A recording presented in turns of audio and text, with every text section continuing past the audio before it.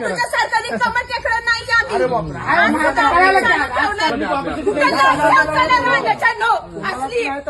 सोलापूर सारख्या ठिकाणी एक दुर्दैवी घटना घडली. घटना अशी आहे की तिथे नॉर्थकोट मैदानावर जिल्हा कौशल्य विकास रोजगारांचं जे ऑफिस आहे त्या ऑफिसमध्ये शिवजयंती साजरी केली गेली होती. तुम्ही व्हिडिओ बघा अगोदर, मग मी तुम्हाला याच्याबद्दल माहिती देतो. तुझ्यासारखं रिकामं टेकडं नाही आम्ही. अरे बापरे. जाऊ द्या ना आता. अरे पण तुम्ही मागासवर्गीय असताना असं माझ्या संग वागताय, तुम्हाला पटतंय का नाही? तुम्हाला पटतंय का नाही? लाजा तरी वाटतंय का नाही?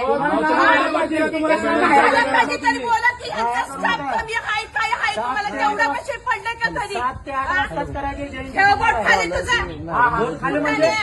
आज माणसं बोलते की सगळ्यात मी एकटी बोलते, तुला लाजा वाटायला नको का? सांगा मला. कुठं असली राजा कुठं कुठं एखाद्या मागासवर्गीय लेडीजला छळताय अधिकाऱ्याला. तुझ्यासारखी रिकमेंडकडे नाहीये मी. पोलीस कंप्लेंट करायला हे करायला.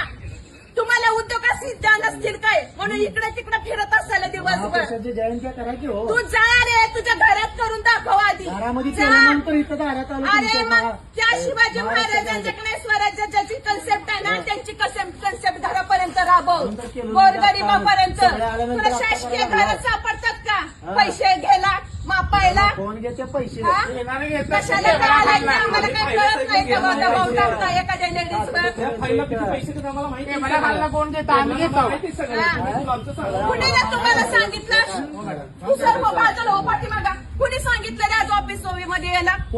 माझं मी ऑफिसच काम आहे म्हणून चालू ठेवलं. तुम्हाला बंद ठेवायचं अधिकार आहे ना? मग तुम्हाला कुणी सांगितलं आत यायला? तुमचं काही काम आहे का आज माझ्या इथं ऑफिसमध्ये? स्थानिक लोकांनी तिथे जाऊन विचारणा केली. जाब विचारला तेव्हा दुपारी 1:50 तिथे शिवजयंती साजरी करण्यात आली. ही आपल्या महाराष्ट्राचं दुर्दैव आहे. माझी देवेंद्र फडणवीस मुख्यमंत्री साहेबांना विनंती आहे की या महिलेवरती लवकरात लवकर योग्य ती कारवाई करावी अशी माझी तुम्हाला विनंती आहे.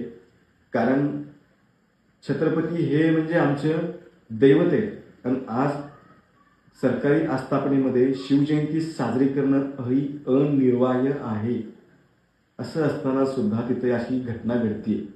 याच्यावरती खरंच सरकारने आणि स्थानिक प्रशासनाने सुद्धा लक्ष दिलं गेलं पाहिजे.